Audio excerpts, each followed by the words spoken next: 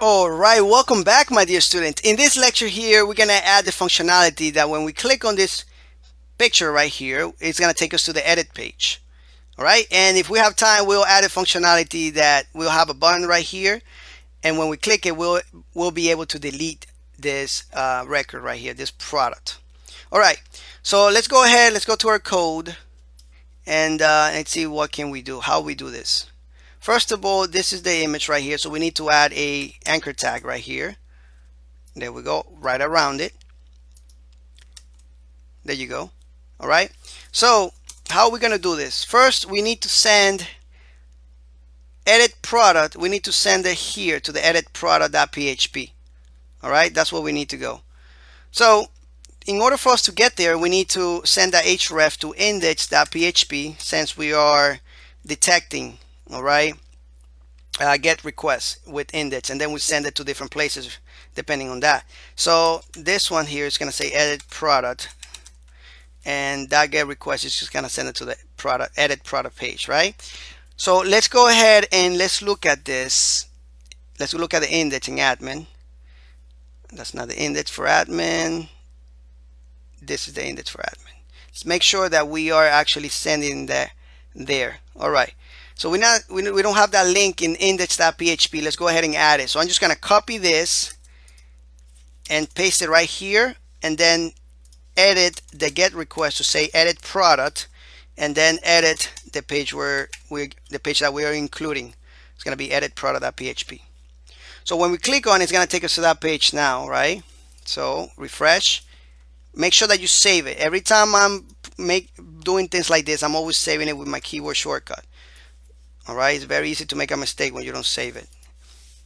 Enter, and now it takes us to this beautiful page. Now, of course, it says add product. We'll take care of that in a minute, but this is where you're going to be editing, because the add product and the edit product page are very similar. All right, so this is going to be beautiful. We're going to have the product category. We can add a brand if we want to, but we'll need to add another table if you want to do that. All right, we might take this off for now and probably put it on the extra features, even though you're going to be able to do this. It's super easy. All right, so we're going to have a really cool editor here. But anyway, let's go back before we get carried away with this functionality, right? We need to pass in another parameter, because if we only passing in the edit product parameter, but we need to also pass in the ID of the product, so that way we only edit that specific product. As you can see here, I don't have that parameter in the get request. We don't, right? So let's go back to products, actually to functions, and here after the edit underscore product parameter, this get request, we need to put an ampersand, which is a little symbol. I think it's number 7 in most keyboards. My keyboard is number 7. The ampersand, and then we pass in the ID. All right, ID equals, and this is how you separate parameters with an ampersand, by the way. So ID equals what? Well, the product ID right here. We'll pass in the product ID like we have done in the past. Save it, of course. Come back here. Let's go to orders, view products. When we put our mouse over, you can see in the bottom here changes 1 and 2. Click on it, and now you can see that it sends the ID for that specific product. All right, so now we can edit that specific product. Of course, we can't do it now because we haven't put any functionalities here yet, but we will in the future. Now let's see if we have some time to actually add the button right here. Let's go ahead and try to do that right now. So all we got to do is add a TD at the end of this, and I think we already have a button in orders, so let's go ahead and copy that, right? Orders, actually right here, I'm sorry, display orders right here. So let's copy this whole thing right here. Why do we need to,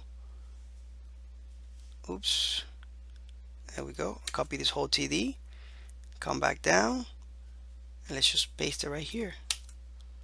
All right, let's save it, come back here, enter, oops. All right, we of course we have to pass in the product ID there.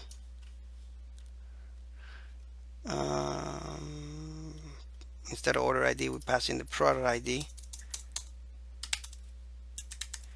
Product ID.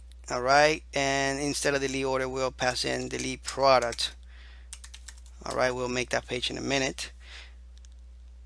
All right, perfect. All right, that works like a charm, right?